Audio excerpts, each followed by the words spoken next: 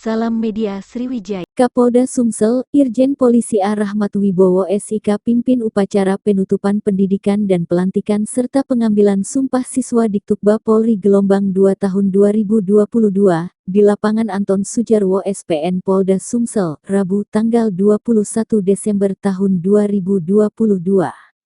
Irjen Polisi Rahmat mengatakan upacara pada hari ini menandakan telah berakhirnya seluruh rangkaian kegiatan pendidikan dan pelatihan pembentukan Bintara Polri gelombang 2 tahun anggaran 2022 yang diselenggarakan di Sepolwan, Pusdik Brimob dan Pusdik Polair Lemdiklat Polri serta di 31 SPN Polda. Dengan demikian jumlah anggota kita telah bertambah 10.507 personel Bintara Remaja Polri, yang terdiri dari 10.004 polisi laki-laki dan 503 polisi wanita, ungkapnya.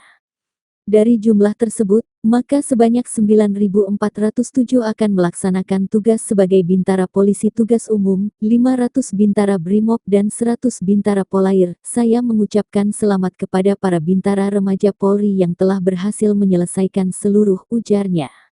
Dirinya menjelaskan bahwa hakikat pendidikan dalam membentuk anggota Polri bukan saja memberikan ilmu pengetahuan dan keterampilan pada tugas umum, brigade mobil dan polair semata, namun lebih dari itu yang utama dan pertama adalah membentuk anggota Polri yang beriman dan bertakwa kepada Tuhannya dan